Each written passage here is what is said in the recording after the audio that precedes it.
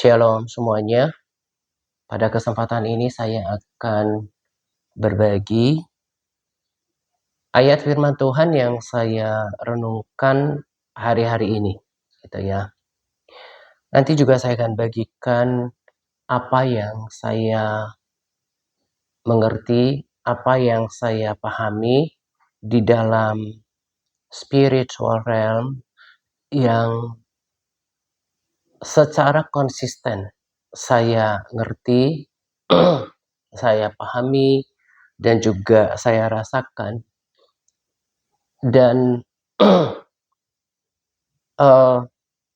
tentunya hal ini tidak bertentangan dengan firman Tuhan. Dan sebagaimana saya mempergunakannya sebagai peringatan bagi diri saya, berharap setiap kita yang mendengarkannya juga menjadikan peringatan yang sama untuk menjadikan kita seperti yang dinasihatkan firman Tuhan untuk selalu berjaga-jaga, sadar dan berjaga-jaga. Setiap hari kita harus pastikan diri kita sadar dan selalu aktif untuk berjaga-jaga akan kedatangan Tuhan. Itu adalah sikap yang benar dan itu seturut dengan firman Tuhan.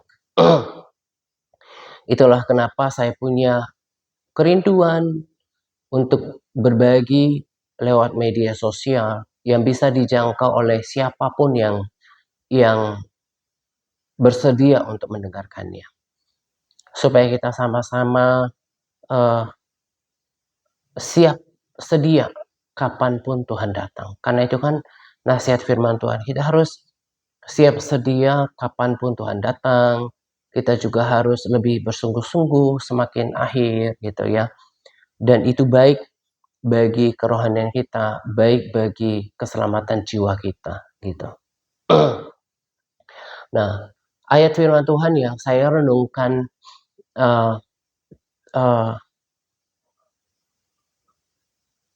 belakangan ini ya, tapi lebih pada saya hidupi sih sebetulnya, karena ini yang saya lakukan di dalam hidup saya. Dan saya orang yang menurut saya kita kan harus bisa mengenali diri kita, walaupun kadang-kadang kita gak bisa mengenali hati kita, tapi pada dasarnya sih normalnya kita harus bisa mengenali diri kita sendiri gitu ya. Dan ini yang saya tahu, saya hidupi dan saya alami gitu ya. Dan ini bukan sekedar kata-kata biasa, tapi sebetulnya kalau kita mau merenungkan firman Tuhan, kita mengerti bahwa ini kan yang harus saya lakukan sebetulnya gitu ya.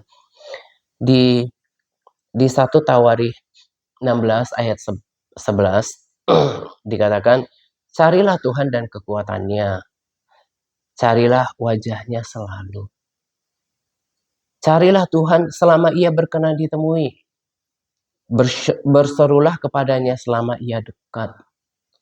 Carilah Tuhan maka kamu akan hidup, supaya jangan ia memasuki keturunan Yusuf bagaikan api yang memakannya habis dengan tidak ada yang memadamkan bagi Betel. Ya, saya akan berkata-kata dengan lebih natural ya, maksudnya itu kan saya juga tahu bahwa karakter diri saya itu adalah ngobrol yang seperti ini gitu ya. Saya kalau sehari-hari itu saya suka lakukan introspeksi bagi diri sendiri, kemudian juga hati nuraniku mengajari aku, kemudian membangun diri gitu ya. Salah satunya adalah bahwa saya harus aman dengan diri saya sendiri gitu ya. Menjadi diri sendiri adalah sesuatu yang memang thank Holy Spirit. Memang sesuatu yang sejalan dengan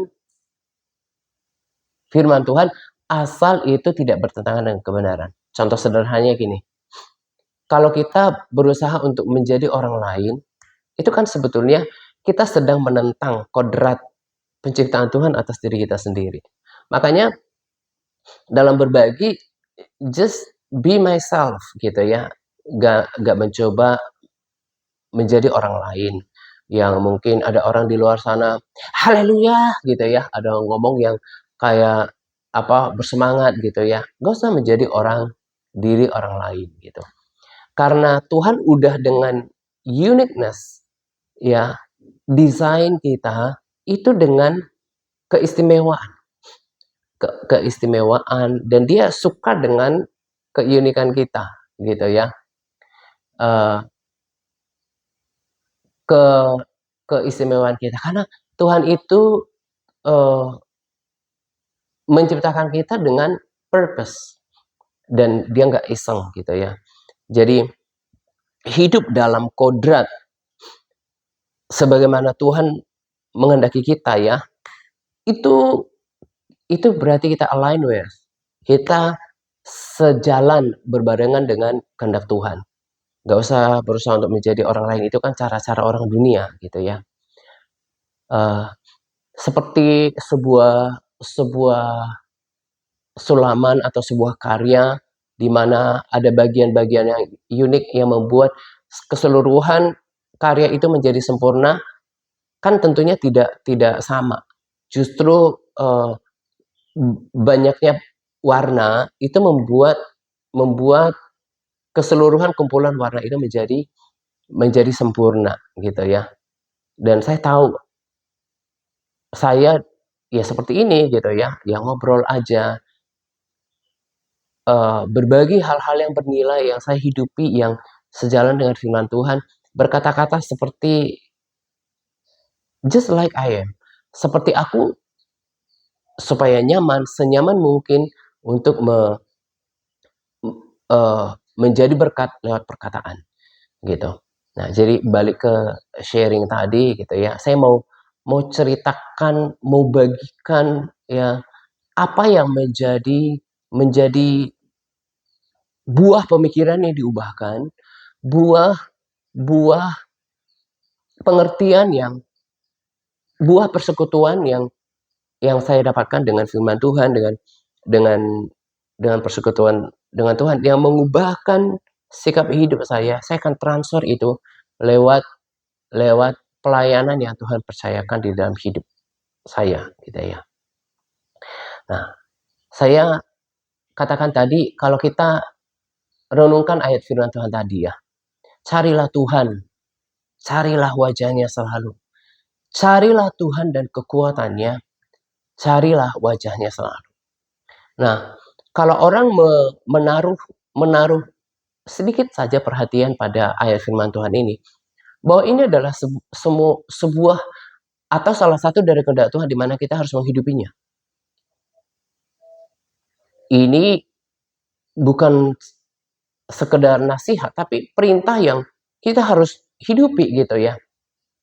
Carilah Tuhan dan kekuatannya, carilah wajahnya selalu, carilah dia selama ia dekat, selama ia berkenan ditemui. Itu harus menjadi gaya hidup, menjadi praktek kerohanian gitu ya. Menjadi sesuatu yang harus dikerjakan dalam pengiringan dengan Tuhan. Saya sebetulnya bukan orang yang kuat gitu ya. Tetapi saya membangun sebuah tekad bahwa saya harus memiliki sebuah komitmen diri yang tinggi untuk melakukan semua hal yang baik, terutama yang benar dalam kehidupan saya. Saya bertekad untuk lakukan ini, salah satunya dalam kerohanian ya. Seperti sekarang ya, saya berkembang dalam hal doa. Jadi ketika misalnya sipping my coffee, saya berbahasa roh. Ketika di kamar mandi, saya berbahasa roh. Kalau saya tahu itu baik dan itu berasal dari kebenaran. And I will. Saya sebelum berangkat, kalau tidak lelah ya, saya berbahasa roh. Salah satu juga kebiasaan saya itu kalau setiap hari selain tidur malam, tentunya selain tidur malam, itu saya suka kalau misalnya udah, ya mungkin karena udah faktor umur ya. Jadi kalau udah habis aktivitas, memang istirahat itu sangat baik bagi diri kita. Walaupun nggak terlelap ketika seperti tidur siang gitu ya. Membaringkan diri, membaringkan tubuh kita itu juga cukup restore kekuatan kita kembali gitu ya. Itu pun saya berbahasa roh. Dan saya saya mensiasati uh, uh, tanggung jawab saya dalam berdoa dengan pray all day long, selain berbahasa roh tadi, juga berdoa dalam akal budi. Ya, kadang-kadang saya nggak bisa maksimal mendoakan pokok-pokok doa yang begitu banyak yang saya harus doakan ketika saya bersaat teduh pagi. Kadang ketika saya udah menikmati hadirat Tuhan, udah langsung pengen mau tidur lagi, atau mungkin ketika doa siang atau malam gitu ya, nggak selalu semua saya doakan pada saat itu. Maka saya harus siasati dengan selain berdoa dalam roh pada jam-jam lain, waktu-waktu lain, saya juga berdoa dengan akal budi ketika ketika ketika beraktivitas ya. Kalau saya di luar rumah misalnya ada pekarangan di sini yang saya rawat rumputnya gitu ya, supaya lebih nyaman, saya sengaja pakai masker atau ketika keluar rumah supaya nggak terlalu kelihatan komat-kamit mulutnya berbahasa roh gitu ya. Dan itu baik bagi kerohanian saya. Berdoa sepanjang hari itu memberikan dampak yang sangat dahsyat bagi kerohanian saya. Dan kalau itu memang berguna membangun kerohanian, saya akan berbahasa roh semampu saya setiap hari. Jadi selalu akan ada penumpukan pembaharuan kekuatan di dalam manusia batinnya saya, dan inilah hasilnya. Ya, kalau saya entertain atau merespons semua kesesakan, pergumulan, ketakutan yang ada di dunia ini, saya akan menjadi lemah. Tetapi juga saya tanamkan pada diri saya. Firman Tuhan bilang jangan takut. So, saya harus bertekad untuk gak takut. Manusiawi ketika kita coba ditawar dengan ketakutan, tapi kita harus memutuskan untuk tidak hidup dalam ketakutan. Mengkhawatirkan sesuatu mungkin secara apa ya namanya, gerak refleks gitu ya, kita khawatir. Tapi kita tidak boleh dikuasai oleh kekhawatiran. Karena kekhawatiran tidak mengerjakan apapun. Jelas-jelas bahwa kekhawatiran itu, hidup dalam kekhawatiran itu, selain melemahkan kita itu adalah sebuah perbuatan yang sia-sia. Jangan takut berarti kita menentang apa yang, kalau Tuhan bilang jangan takut terus kita hidup dalam ketakutan, kita nggak hidup dalam kemauannya Tuhan. Kemauannya Tuhan kita hidup dalam percaya penuh kepada Tuhan dan hidup dalam pengharapan. Ya.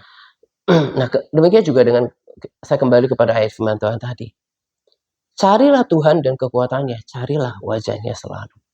Itu yang saya praktekkan dalam kehidupan saya. Dan saya juga rasakan apa yang dirasakan oleh kita ketika berdoa lemah. Itu kan yang saya katakan tadi.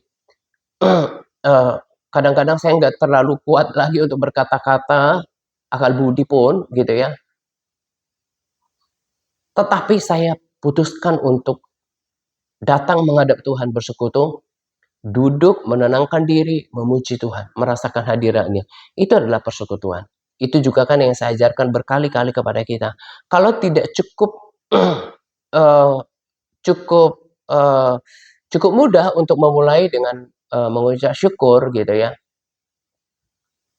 Itu juga yang saya bagikan kepada anak-anak yang setia di sini. Mulai dengan menaikkan pujian atau penyembahan kepada Tuhan. Karena hukumnya adalah Allah bertahta di atas pujian umatnya. Dia akan datang, dia akan memberkati kita dengan kekuatan yang baru, dia akan recharge kekuatan kita, dia akan membuat diri kita kembali bersemangat, dia akan segarkan jiwa kita. Carilah Tuhan dan kekuatannya, carilah wajahnya selalu, carilah wajahnya supaya kamu hidup. Cari dia selagi masih bisa ditemui, selama ia dekat. Nah, yang saya mau katakan adalah, ya, tempoh hari saya pagi-pagi, bukan hari ini, hari sebelumnya, saya renungkan, iya ya, semua firman-Mu itu akan dilakukan dengan tepat, dengan akurat. Ada persistensi di sana. Firman-Mu berkata memang tidak banyak yang setia. Banyak orang yang mengaku dirinya baik hati, tapi orang yang setia siapakah yang mendapatkannya? Ketika saya renungkan, bahkan mulai dari 9 tahun yang lalu, ada ratusan orang yang berkomitmen untuk baca firman Tuhan. Kemudian sampai akhir-akhir ini, orang yang sudah membaca firman bertahun-tahun pun, itu tidak menjadi jaminan untuk dia bisa bertahan dengan semangat dan kasih mula-mulanya kepada Tuhan. Ya, kalau dia tidak lakukan bagiannya dengan maksimal. Dan kita nggak tahu bagaimana proses itu kemudian terjadi sampai akhirnya firman Tuhan berkata, tetapi orang yang setia, siapakah yang menemukannya? Itu artinya berarti sedikit saja. Tetapi kembali kepada apa yang saya katakan tadi. Saya bukan orang yang paling hebat, yang paling kuat, yang membuat saya bisa bertahan sekarang. Tetapi justru saya menyadari bahwa saya lemah tanpa Tuhan. Itulah kenapa selalu saya menjaga persekutuan saya at least 3 times a day. 3 kali sehari. Mencari Tuhan. Dan kekuatanku itu adalah kekuatan Tuhan. Nah, tapi saya memang, yang tadi saya katakan, saya membangun sebuah komitmen atau bayar harga untuk lakukan apa yang benar. Kemarin juga kan saya udah bagikan. Kalau saya nggak bertekad untuk menjaga komitmen saya untuk pola hidup sehat, ya mungkin juga berat badannya akan naik turun, gitu ya. Dibutuhkan komitmen untuk membayar harga yang tinggi, komitmen yang tinggi pula untuk membayar harga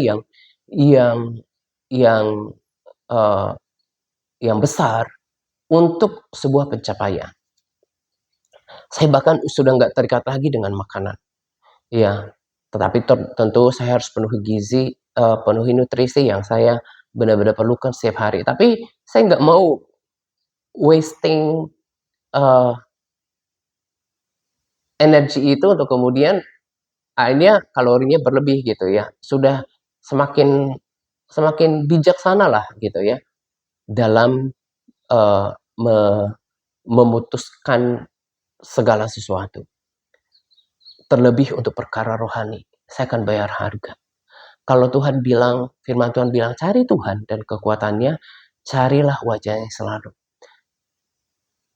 Bangun, siapa yang berkata-kata dengan bahasa roh, itu membangun diri sendiri. Saya mau diri saya terus terbangun. Saya mau mendapatkan kekuatan daripada Tuhan. Hanya sesederhana ketika kita mau melakukannya. Makanya firman Tuhan itu sebetulnya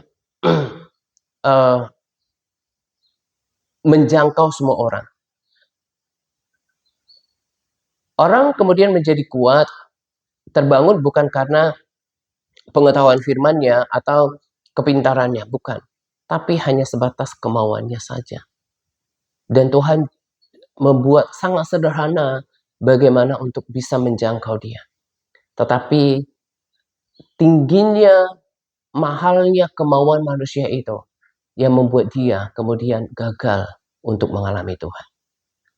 Ya, itu yang saya mau katakan kepada kita. Kenapa? Ada sebagian yang kuat, sebagian enggak. Sebagian besar malah gagal. Karena mereka tidak mau bayar harga untuk melakukan apa yang menjadi bagian mereka. Kalau siapapun, termasuk orang yang saya layani gitu ya, kalau terus melakukan bagiannya untuk mencari Tuhan dan kekuatannya, niscaya ia akan kuat sampai pertandingan iman. Sebab Allah itu setia. Cari Tuhan dan kekuatannya. Kalau direnungkan, carilah wajahnya selalu. Berarti mencari wajah Tuhan itu yang paling utama menurut saya adalah persekutuan dengan Tuhan dalam saat teduh, tapi tidak boleh ditinggalkan juga persekutuan dengan firman, karena itu harus menuntun gitu ya, menjadi satu kesatuan. Cari kekuatannya. Maksudnya itu dapatkan kekuatan yang dari Tuhan supaya bisa melewati hari demi hari. Tetapi kebanyakan kita itu bahkan mungkin gak ngeh dengan kebenaran ini, sehingga dia gak hidupi itu. Saya hidupi setiap apa yang menjadi pesan penting dari firman Tuhan, dan saya perhatikan itu. Ya, orang Kristen yang menghidupi firman Tuhan, dia akan benar-benar hidup, dan bahkan dia akan mengerti agenda Tuhan. Tadi rasanya saya sudah sampaikan bahwa apa yang saya dapatkan di dalam spiritual realm, yang saya ngerti, yang saya pahami, yang juga konsisten. Ya, kan dari ketika awal COVID kan saya sudah sampaikan bahwa kehidupan juga nggak akan lebih baik semakin harinya, semakin sesak gitu ya. Lalu apakah kita menjadi menyerah gitu ya? Itu kan terbukti. Dan akhir-akhir ini juga saya dapatkan berulang-ulang bahwa mestinya kita seperti Yesus sampaikan dulu, bahwa mestinya kamu bisa menilai zaman loh. Ya, mestinya kamu bisa menilai zaman. Dulu kita nggak pernah kebayang bakalan ada masa yang seperti ini. Ya, dan kita harus sedikit menoleh kepada keadaan Israel, karena itulah yang tercatat dalam firman Tuhan sebagai kegenapan akhir zaman gitu ya. Persekutuan dengan Tuhan dan apa yang terjadi di bangsa Israel itu menjadi sesuatu yang match ya dengan apa yang saya ngerti. Sikap yang terbaik yang harus kita lakukan setiap hari adalah membangun persekutuan pribadi dengan Tuhan. Cari wajahnya, cari kekuatannya, cari wajahnya selalu supaya engkau hidup. Hidup bukan sekedar kehidupan nanti di dalam kekekalan, tetapi juga hidup dalam makna yang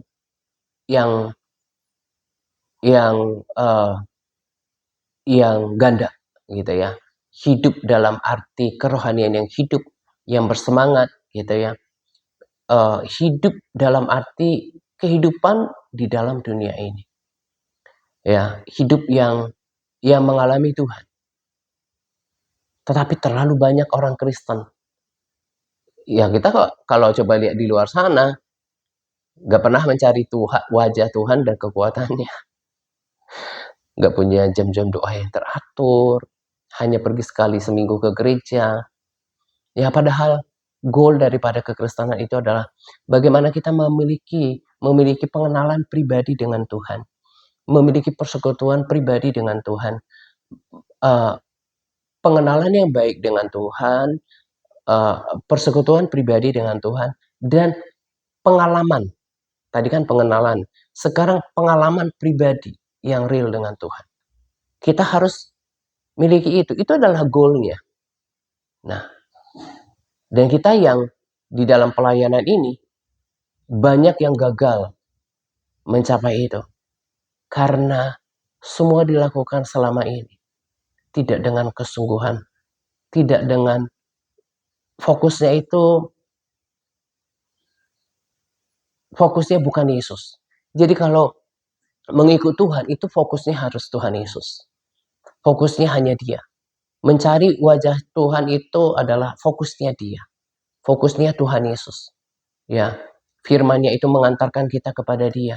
Tetapi fokus daripada takut kita, kasih kita, kerinduan kita adalah Tuhan Yesus. Kalau udah dapatkan Tuhan Yesus, maka kita nggak perlu lagi yang lain-lain. Ya, saya berharap sharing yang sederhana yang datang daripada kesaksian ini juga dihidupi kita. Bukan soal tingginya firman yang dibagikan, bukan soal tingginya materi teologi yang dibagikan, tetapi kata firman itu sangat sederhana. Yang berbahagia adalah mereka yang mendengarkan dan melakukan firman itu sendiri. Yang berbahagia, yang dapatkan manfaatnya adalah kita yang punya kerendahan hati, menerima baik, dan melakukan bagian kita. Itu yang akan mengantarkan kita pada pengenalan akan Tuhan, pengalaman akan Tuhan, persekutuan dengan Tuhan. Jangan keraskan hati. Ya, jangan keraskan hati. Itu hanya akan merugikan diri kita sendiri. Jangan menjadi sombong. Itu hanya akan membawa kepada kehancuran. Ya, saya yakin saya tidak salah dengan apa yang saya dapatkan di alam roh dengan persekutuan dengan Tuhan. Bahwa ini sungguh adalah masa akhir di mana kita harus betul-betul sadar dan berjaga-jaga. Fokusnya sekarang Tuhan. Ya. Dan terus hidup dalam kebenaran firman Tuhan. Saya belum baca firman Tuhan yang lanjutan, tapi kalau pagi itu saya usahakan untuk membaca Mazmur. Ya. Dikatakan di sana bahwa Allah semesta alam menyertai kita dalam sebuah pasal yang sangat pendek diulangi 2 kali. Allah semesta alam menyertai kita. Dan saya lakukan faith confession. Allah semesta alam menyertai aku. Allah semesta alam menyertai aku. Ya, dan itu sampai menjadi kehidupan dan tertanam di dalam lubuk hati kita. Dan kita percaya kepada Tuhan. Harus percaya penuh kepada Tuhan. Mengenal Dia. Punya pengharapan kepada Dia. Itu yang namanya kita memiliki pengalaman dan memiliki pengenalan yang baik tentang Tuhan. Nah, dan kita harus kemudian mengalaminya. Supaya kita tidak mudah digoyahkan. Ya, punya kesaksian tentang Tuhan. Orang-orang yang saya lihat bukan dari antara kita ya, orang-orang yang kemudian memuja-muja Allah lain gitu ya, mengidolakan sosok manusia yang dianggapnya sebagai manusia yang super gitu ya. Itu adalah orang-orang sederhana yang tidak pernah mengalami Tuhan secara pribadi. Itu sangat jelas, sangat jelas. Dan orang-orang itu kan kemudian disesatkan, ya. Oh ya, itu juga menjadi salah satu hal yang kita harus perhatikan bahwa maraknya penyesatan itu juga menunjukkan kita ini sudah berada di akhir zaman. Si jahat terus punya agenda di akhir zaman ini. Dan Tuhan pun memiliki agenda. Bagaimana karena Tuhan menginginkan kebahagiaan kita.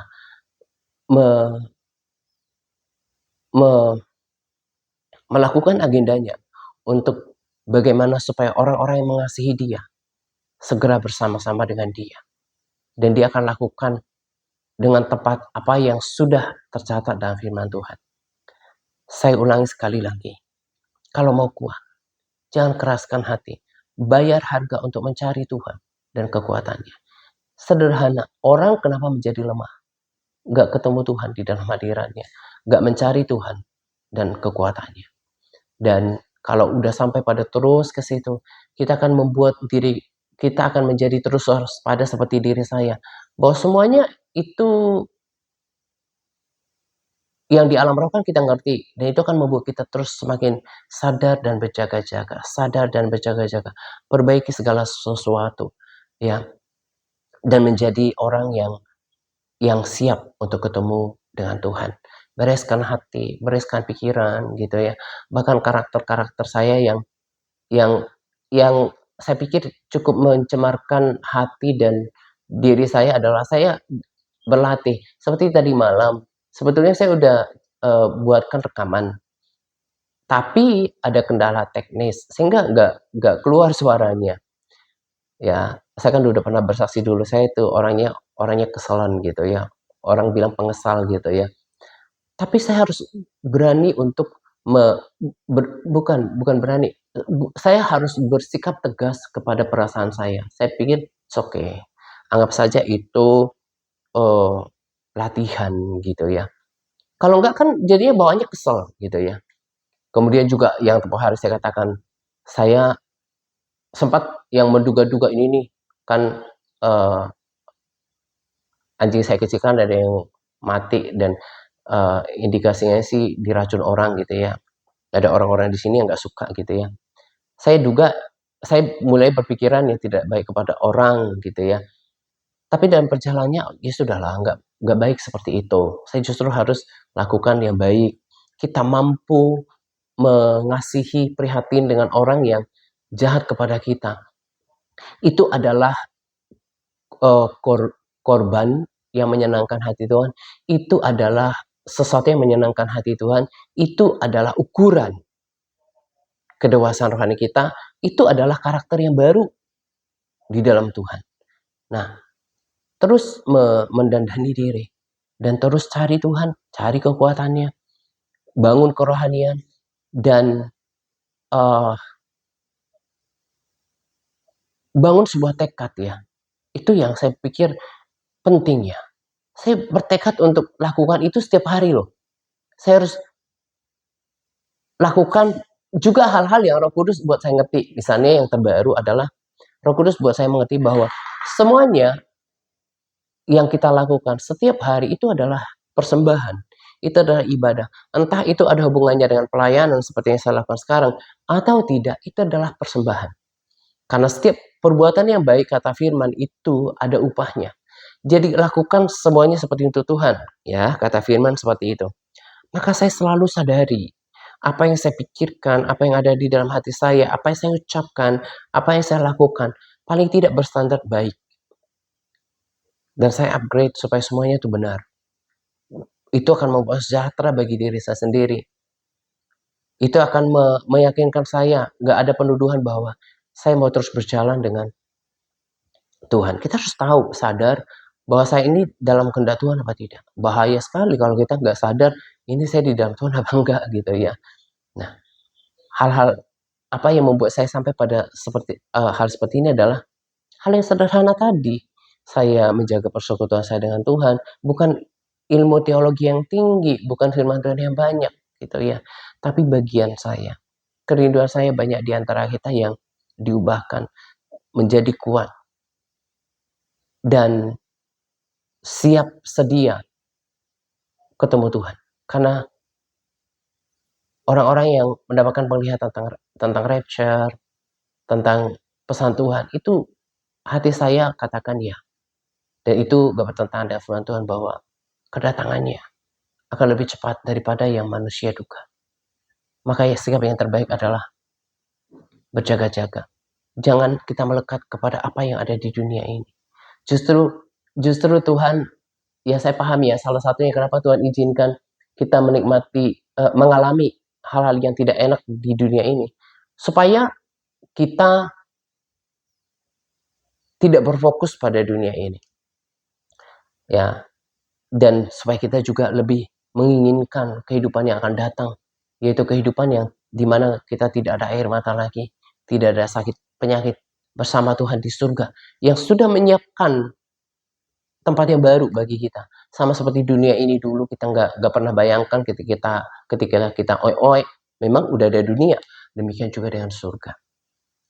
Surga di mana Yesus sekarang berdiam dan menjadi pendoa syafaat buat kita.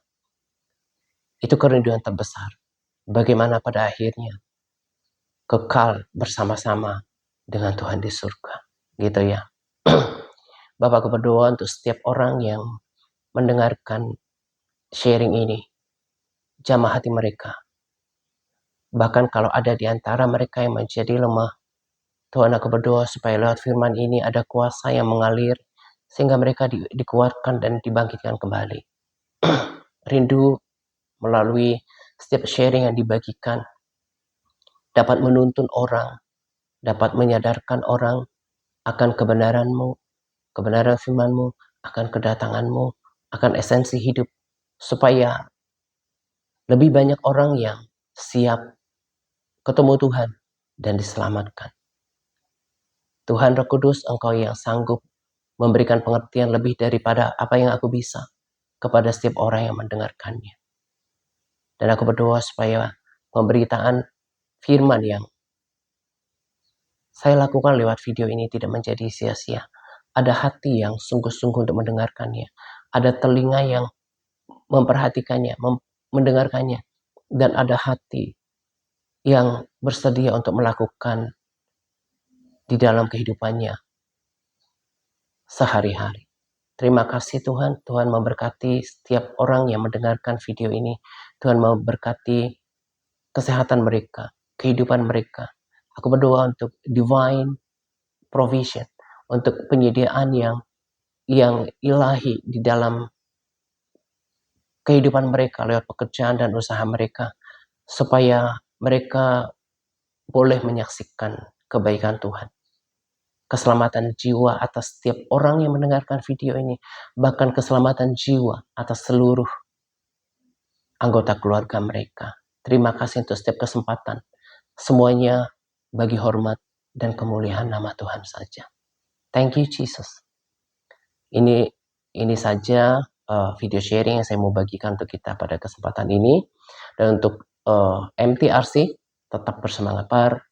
Tuhan Yesus memberkati kita senantiasa. Amin.